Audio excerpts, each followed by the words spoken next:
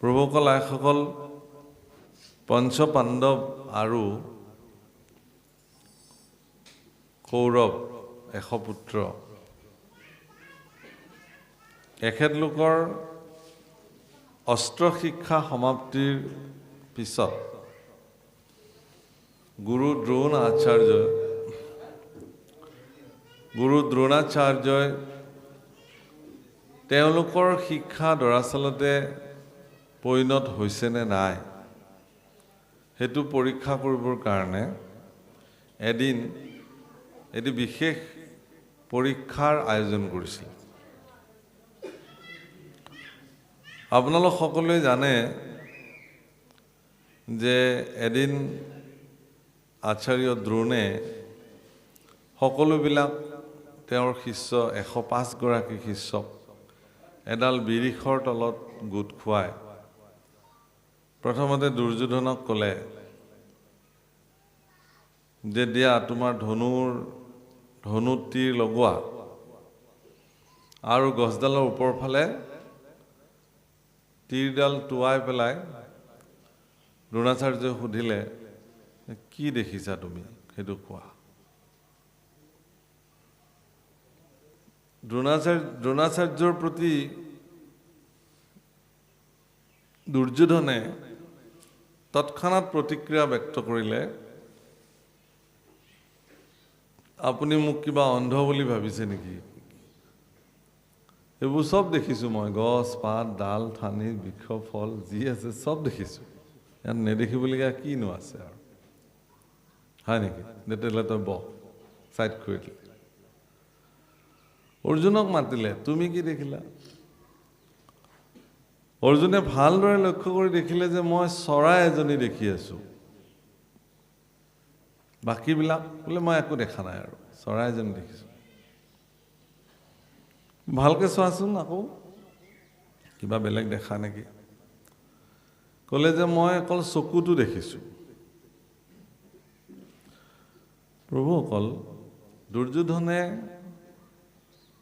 যিটো উত্তৰ গুৰুদেৱৰ প্ৰতি প্ৰদান কৰিলে আৰু অৰ্জুনে গুৰুৰ প্ৰতি যি প্ৰণাম বা প্ৰত্যুত্তৰ নিবেদন কৰিলে, এই দুটাৰ মাজত এটা পাৰ্থক্য আছে। এই কথাখিনি কোৱাৰ প্ৰাসংগিকতা এইটোৱেই যে নিপুণ শিষ্যসকলে, গুৰুসকলৰ যিবিলাক অত্যন্ত নিপুণ শিষ্য থাকে, সেই নিপুণ শিষ্যসকলে গুৰুসকলৰ মনোবৃত্তিক উপলব্ধি কৰিব পাৰে আৰু সেইমতে গুৰুৱে যিটো দেখিব ইচ্ছা কৰে, দেখুৱাবলৈ ইচ্ছা কৰে শিষ্যক, সেইটোহে তেওঁলোকে দেখে। ভাগৱতো তেনেকুৱা এখন এভাগী শাস্ত্ৰ, য'ত 88 সহস্ৰ ঋষিসকলৰ সন্মুখত মহাৰাজ পৰীক্ষিতো অন্যতম শ্ৰোতা হিচাপে এগৰাকী ক্ষত্ৰিয়, বাকীবিলাকতো চব ব্ৰাহ্মণ, এগৰাকী ক্ষত্ৰিয় আৰু প্ৰজাবৎসল ৰজা মহাৰাজ পৰীক্ষিত সন্মুখত বিদ্যমান। বিৰাজিত পৰীক্ষিতৰ প্ৰতি গুৰুদেৱ শুকদেৱৰ প্ৰশ্ন, যে শেষত প্ৰশ্ন কৰিছে একদম ভাগৱত সমাপ্তিৰ পিছত, যেনেকৈ গুৰু দ্ৰোণাচাৰ্যই শিক্ষা সমাপ্তিৰ অন্তত শিষ্যসকলৰ প্ৰতি প্ৰশ্ন আছিল যে ইয়াত কি দেখিছা, ঠিক তদ্ৰূপ ভাগৱত পৰিসমাপ্তিৰ পিছত গুৰুদেৱ শুকে মহাৰাজ পৰীক্ষিতৰ প্ৰতি প্ৰশ্ন আছিল যে হে পৰীক্ষিত, মই 7 দিনে তোমাক এই ভাগৱত কথা ক'লোঁ, এতিয়া প্ৰশ্ন হ'ল মই কোৱা কথাখিনি তুমি বুজিব পাৰিছানে নাই? মই যিখিনি কথা তোমাক ক'ব বিচাৰিছোঁ দৰাচলতে ভাগৱতৰ মাধ্যমেৰে, সেই কথাখিনিক তুমি উপলব্ধি কৰিব পাৰিছানে নাই? তেতিয়া ক'লে যে যদি তুমি বুজি পোৱা নাই, 7 দিন ভাগৱত শ্ৰৱণৰ পিছতো তুমি যদি এতিয়াও বুজি পোৱা নাই, তেনেহ'লে মই আৰু 7 দিন তোমাক ভাগৱত কওঁ। 12 স্কন্ধ, মই আকৌ 12 স্কন্ধ কওঁ তোমাক। গুৰুদেৱ শুকৰ এনে অদ্ভুত প্ৰশ্ন শুনি চক্ৰৱৰ্তী মহাৰাজ পৰীক্ষিতে গুৰুজনাৰ প্ৰতি সশ্ৰদ্ধ প্ৰণিপাত নিবেদন কৰিলে। সম্পুষ্ট অঞ্জলি ধৰি নিজৰ শিৰ গুৰুৰ চৰণত স্পৰ্শিত কৰি গুৰুৰ চৰণ এনেকে হস্তেৰে তুলি মাথা তুলি লৈছে পৰীক্ষিতে। বৰ ডাঙৰ কথা যে গুৰুৰ চৰণ শিৰত তুলি লৈছে, পদধূলি শিৰত অভিষেক কৰিছে। তাৰপিছত কৈছে যে হে গুৰুদেৱ, তোমাৰ নিচিনা এগৰাকী সামৰ্থ্যশালী গুৰু মোৰ জীৱনত প্ৰাপ্তি হ'ল, এইটোৱে মোৰ কাৰণে সৰ্বাধিক প্ৰসাদ।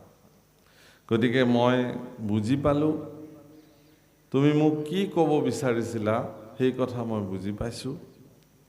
গতিকে মোক আৰু দুনাই ভাগৱত কোৱাৰ প্ৰয়োজন নাই। মাত্ৰ মই এটাই প্ৰসাদ তোমাৰ পৰা বিচাৰিম, সেইটো হ'ল যে মই য'তেই নাযাওঁ কিয়, জয়তে জয়তে মোৰ জন্ম ল'ভোক, ইয়াৰ পিছত মই হয়তো কি জন্ম ল'ব লাগে তাৰ নাই ঠিক, কিন্তু ঈশ্বৰৰ চৰণ যাতে মোৰ জীৱনত প্ৰাপ্তি হয়। আৰু এটা প্ৰাৰ্থনা কৰিলে যে মৃত্যুৰ সময়ত মোৰ যিটো শেষ নিশ্বাস হ'ব মোৰ জীৱনৰ, মনুষ্য জীৱনৰ মোৰ শেষ নিশ্বাসত মই যাতে ঈশ্বৰৰ নাম আশাৰ মুখেৰে স্মৰণ কৰি ইহ জগতৰ পৰা যাব পাৰোঁ, এইখিনি আশীৰ্বাদ তুমি মোক কৃপা কৰিব লাগে। তথাস্তু ভাগৱতত লিখিছে এহি হৌক, তুমি যি বিচাৰিছা এয়াই হওক, এই বুলি গুৰুদেৱ শুকে পৰীক্ষিতক আশীৰ্বাদ কৰিলে আৰু তেওঁৰ শিষ্যগণ লৈ সেই স্থানৰ পৰা তেওঁ তৎক্ষণাৎ সেই স্থান পৰিত্যাগ কৰিলে। তাৰ পিছৰ কথা আপোনালোকে জানে। প্ৰভুসকল, এই যে কথাখিনি পৰীক্ষিতে দৰাচলতে কি বুজি পালে ভাগৱতৰ পৰা? আপোনালোকেতো ভাগৱত এইটো কিমান টম, সেয়া মই পত্ৰখন পাইছোঁ যদিও মনত নাই। এই কিমান টম, কিমান বছৰ হ'ল? দ্বিতীয় বছৰ। গতিকে এই দ্বিতীয় বছৰ হ'ল, তৃতীয় বছৰ হ'ব, চতুৰ্থ বছৰ হ'ব, এনেকৈ ভাগৱত চলি গৈ থাকিব। এই ভাগৱত শুনি ইয়াৰে যি মগনা গাঁও আপোনালোকে কি বুজি পাব, বা এইবাৰ কি বুজি পালে, গত বছৰ ভাগৱতৰ মাধ্যমেৰে কি বুজি পালে? প্ৰভুসকল, আইসকল, ভাগৱত পাঠ এটা এনেকুৱা বস্তু নহয় যে কেৱল পঢ়িব লাগে, ভাগৱত পাঠৰ আয়োজন কৰিব লাগে, আমি আহি শুনিব লাগে, বাছ ইমানখিনি নহয়। ইয়াক উপলব্ধি কৰিব লাগে। ভাগৱতৰ কথা কৰ্ণগোচৰ হ'লে মানুহৰ মনুষ্য জীৱনক সাৰ্থক কৰাৰ তেওঁ প্ৰেৰণা পায়।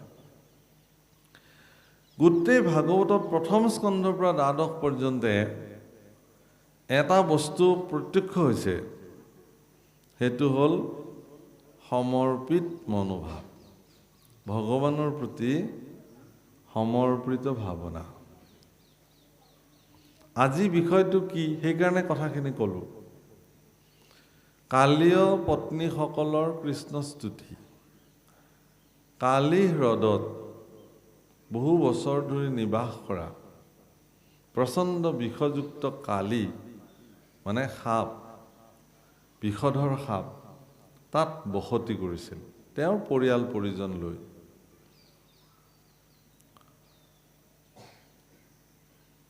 আৰু সেই কালিনাগৰ এনেকুৱা ভয়ংকৰ বিষবাষ্প, তেওঁ যেতিয়া বিষবাষ্প এৰি দিয়ে, সেই বিষবাষ্পৰ ফলত সেই কালি হ্ৰদৰ যোজন দূৰত্বলৈকে কোনো ধৰণৰ গছ গছনি একো নাই, চব জুই লাগি পুৰি শেষ হৈ গৈছে, ইমান বিষৰ শক্তি।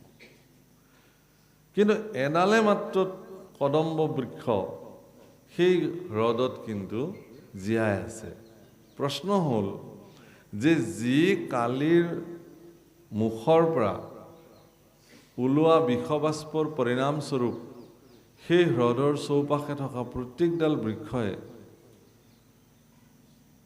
মানে পুৰি ভস্ম হৈ গৈছে, এডাল বৃক্ষ কেনেকৈ তাত জীৱন্ত?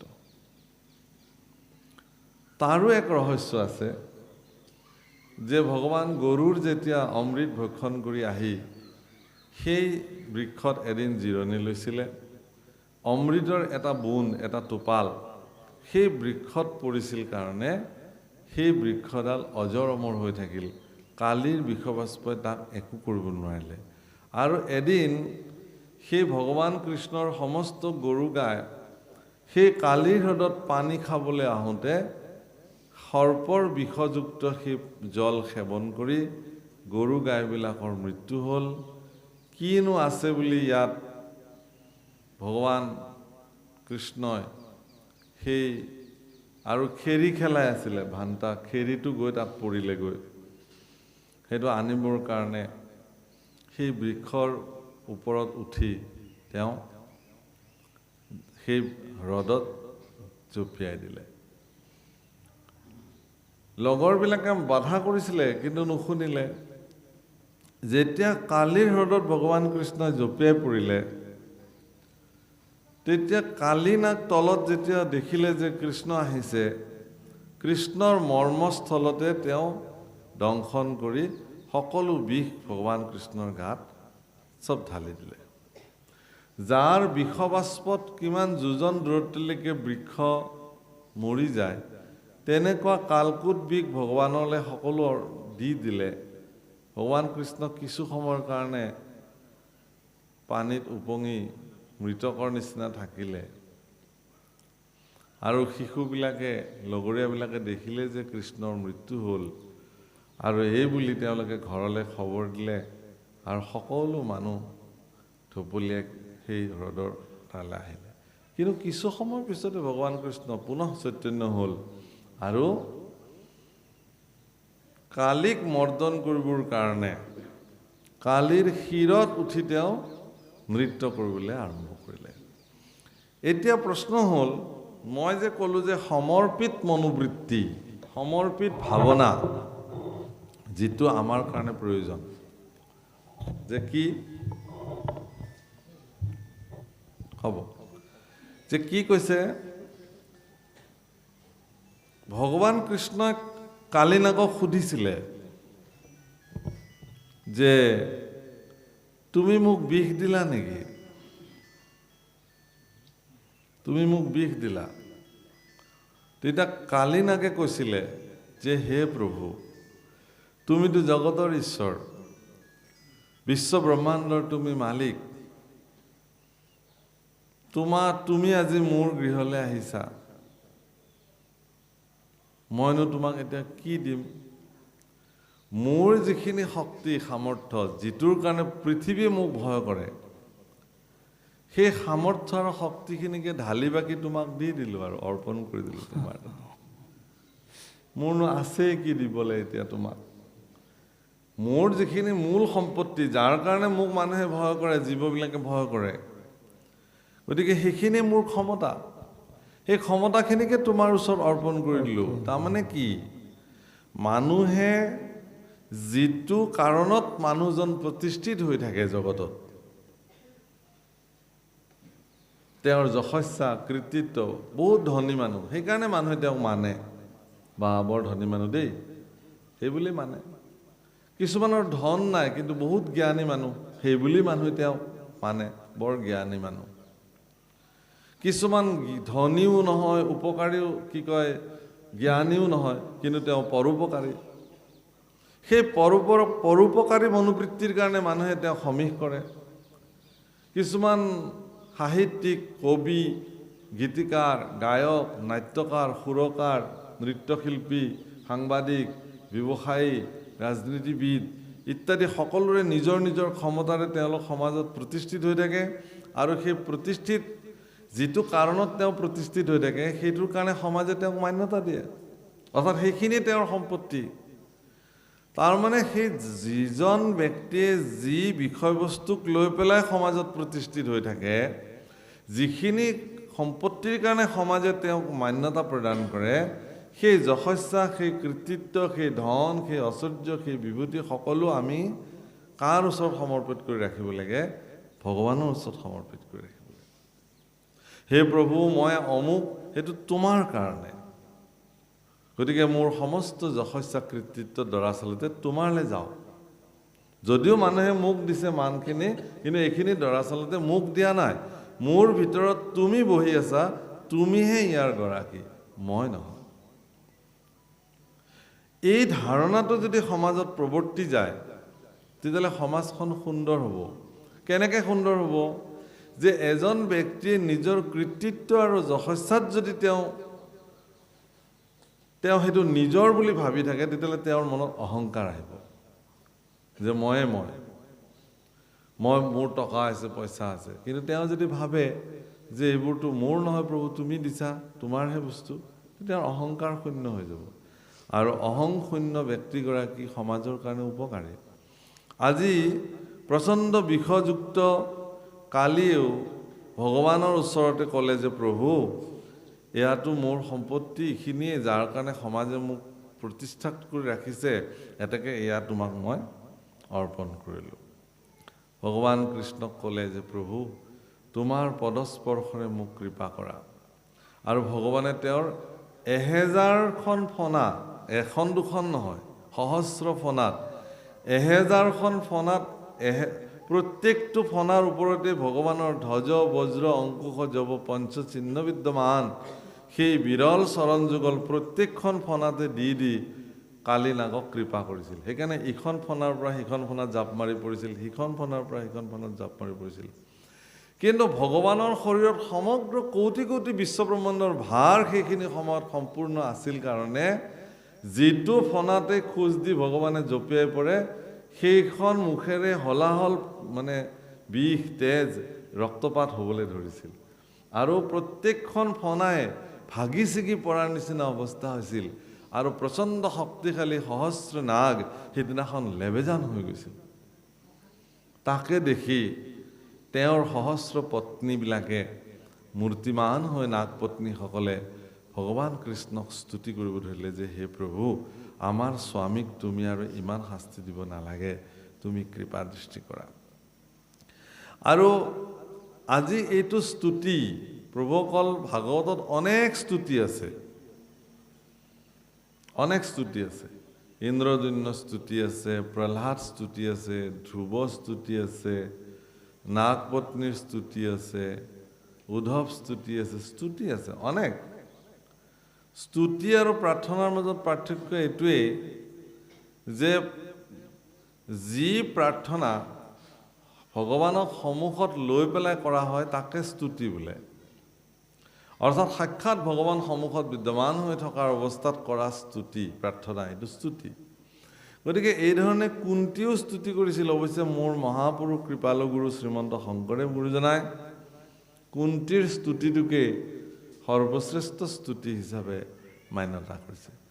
কৃষ্ণায় বাসুদেৱায় হৰয়ে পৰমাত্মনে কৃষ্ণায় বাসুদেৱায় দৈবকী নন্দনায় চ নন্দ গোপকুমারায় গোবিন্দায় নমো নমঃ নমঃ পঙ্কজ নাভায় নমঃ পঙ্কজ মালিনে নমঃ পঙ্কজ নেত্রায় নমস্তে পঙ্কজাঙ্ঘ্রয়ে वसुदेवं सुतं कृष्णं कंसचानुतिरुमर्दनं देवकृदयानन्दं कृष्णं वन्दे जगद्गुरुं मूकं करोति वाचालं पङ्गुं लङ्घयते गिरिं यत्कृपातमहं वन्दे परमानन्दमाधवम्। কৃষ্ণস্তুতি কুন্তী দেৱীৰ শ্ৰীমুখে ওলোৱা কৃষ্ণস্তুতিৰ আটাইতকৈ গুৰুত্বপূৰ্ণ পদভাগী হ'ল মূকম কৰোতি বাচালম পংগুম লংঘয়তে গিৰিম যৎ কৃপা। ভগৱানৰ কৃপা এনেকুৱা অপৰম্পাৰ যে মূকজনেও কবি হ'ব পাৰে, কথা ক'ব পাৰে, বাক্যবান হৈ যাব পাৰে। পংগুজনেও পৰ্বত বগাব পাৰে, যৎ কৃপা তমহম, যদি তোমাৰ কৃপা হয় ভগৱান। তাৰমানে কি, ঈশ্বৰৰ কৃপাত নহ'বলগীয়া একো কথাই নাই, অসম্ভৱ বুলিবলৈ ভগৱানৰ কৃপাত একোৱেই নাই। পৃথিৱীত সকলো কাৰ্য সম্ভৱ হৈ যায়। হিৰণ্যকশিপুৱে যেতিয়া ব্ৰহ্মাৰ পৰা বৰ লৈছিল আৰু ব্ৰহ্মাৰ বৰত হিৰণ্যকশিপুৱে কৈছিল যে হে ব্ৰহ্মাদেৱ, মোক অমৰ বৰ লাগে, মোক অমৰত্ব লাগে। কিন্তু ব্ৰহ্মাই ক'লে যে অমৰত্ব প্ৰদান কৰাৰ অধিকাৰ মোৰ নাই, তুমি বেলেগ বৰ লোৱা। তেতিয়া হিৰণ্যকশিপুৱে এনেকুৱা এটা বৰ ল'লে যে অস্ত্ৰে শস্ত্ৰে যাতে মই নমৰোঁ, মই দিনত নমৰোঁ, ৰাতি নমৰোঁ, ঘৰৰ ভিতৰত নমৰোঁ, বাহিৰত নমৰোঁ, কোনো জন্তুই মাৰিব নোৱাৰে, মানুহে মাৰিব নোৱাৰে, আকাশত নমৰোঁ, পাতালত নমৰোঁ, মৰ্ত্যত, এনেকুৱা ধৰণৰ বিভিন্ন। মানে দেখা গ'ল যে এক প্ৰকাৰ অমৰেই, কিন্তু ভগৱানৰ কাৰণে ইও অসাধ্য নহয়। তেওঁ তাৰো বিচাৰ কৰি উলিয়ালে। ভগৱান নৃসিংহ মুৰাৰী অৱতাৰ ল'লে লগে লগে প্ৰহ্লাদৰ দুখ আৰু কষ্ট সহিব নোৱাৰি ভগৱান শ্ৰীহৰি সাক্ষাৎ নৰসিংহ অৱতাৰ ধাৰণ কৰিলে। ভগৱান নৃসিংহ মুৰাৰী হৈ আহি ভক্তৰ দুখ হৰণ কৰিলে। মানুহে মাৰিব নোৱাৰে, জন্তুই মাৰিব নোৱাৰে, কিন্তু নৰসিংহ হ'ল। ঘৰৰ ভিতৰত মাৰিব নোৱাৰে, বাহিৰত মাৰিব নোৱাৰে, দুৱাৰ মুখতে মাৰিলে। দিনত নমৰে, ৰাতি নমৰে, কাল সন্ধিয়া মাৰিছে। অস্ত্ৰে শস্ত্ৰে নমৰে, নখে বিদাৰিছে। প্ৰভুসকল, প্ৰহ্লাদৰ সমৰ্পিত ভাৱনাই ভগৱানক বাধ্য কৰালে তেনেকুৱা এটা ৰূপ ল'বৰ কাৰণে। আৰু ইমানেই ভয়ংকৰ নৃসিংহ মুৰাৰী অৱতাৰ, ইমান মানে ক্ৰোধী অৱতাৰ, সেই অৱতাৰ ল'বৰ কাৰণে ভগৱান যেন বাধ্য হৈ গ'ল। আৰু আজিও মানে কালী নাগপত্নীসকলে ভগৱান কৃষ্ণক স্তুতি কৰিছে। এনেকুৱা স্তুতি কৰিছে, ইয়াত কৈছে যে বিস্তৰ কৰিল স্তুতি নাগ নাৰী যাক, পদ বাহুল্যকে দৰে নকহিলোঁ তাক। ইমান স্তুতি কৰিছে যে সেইবিলাক যদি মই এতিয়া কৈ যাওঁ ইয়াতকৈও দীঘল পদ হৈ যাব। গতিকে পদ যাতে নাবাঢ়ে, পদ নাবাঢ়িবলৈ ইমানতে সামৰিছে। স্তুতি এৰি কৃষ্ণক কাৰ্পুণ্য কৰৈ পাছে, সমীয়ক মাধৱ মৰণতে স্বামী আছে। তোমাক নাজানি আখি দংখিলে দুৰ্জন, বাৰেকৰ দুখে মৰিওখ নাৰায়ণ, মৰসীয় নাৰায়ণ। তোমাৰ আগত এইটো যেন ক্ষুদ্ৰ মহ, ইহাক মাৰিলে হৰি হৈবে কোনো যশ। যে তোমাৰ কাৰণে ই এটা সাধাৰণ এই তেজ খোৱা মহৰ নিচিনা, এক থাপৰ দিলে যে মহটো মৰি থাকে। মহ মাৰি পেলাই কোনোবাই নিজকে বীৰত্ব প্ৰদৰ্শন কৰিব পাৰিব নেকি? মই মহ মাৰিলোঁ, হেজাৰটা মহ মানুহে মাৰে, ধোঁৱা দিলে মৰে, কিবা হ'লে মৰে। গতিকে তোমাৰ কাৰণে এই হ'ব প্ৰভু, গতিকে তুমি আৰু মাৰি পেলাব নালাগে। সাধাৰণতে নাগপত্নীসকলে ভাবিছে যে আমি যদি ভগৱানক কোটি কোটি প্ৰাৰ্থনা কৰোঁ, অন্ততঃ আমাক বিধৱা হোৱাৰ পৰাতো তেওঁ বচাব। গতিকে তেওঁ দুৰ্জন, তোমাক চিনি নাপাই পেলাই তোমাক দংশন কৰিলে প্ৰভু, গতিকে তুমি আৰু দোষ মৰিখন কৰি কৃপা দৃষ্টি কৰা।